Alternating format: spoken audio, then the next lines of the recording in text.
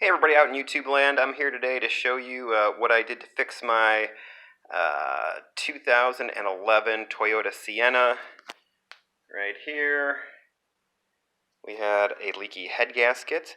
I purchased some of these things right here. I don't know if you can see these. Can you see those?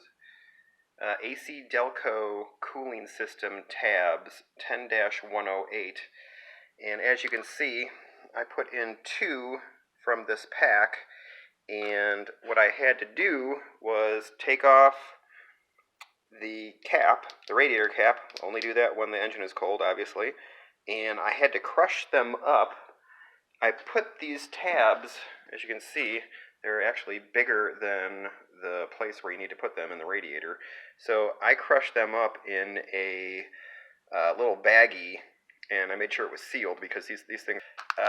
And then I put a funnel.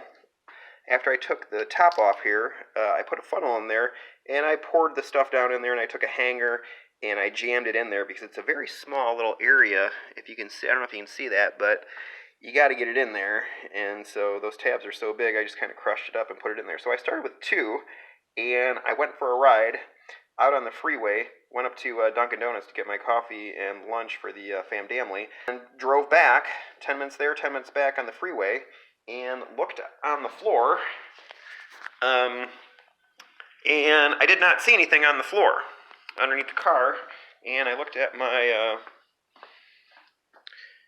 my overflow tank here, and it's right up to the full line. So I have not lost any coolant as of yet. So far it's working, and I just wanted to show you guys this because you know, this is like $4 grand to fix otherwise, and who's got $4 grand to throw at a car that's 10 years old, right? So that's what I've done. I will update this at some point in the future to let you guys know if this is continuing to work, but for right now, it's working good. Thanks guys, we'll see you later.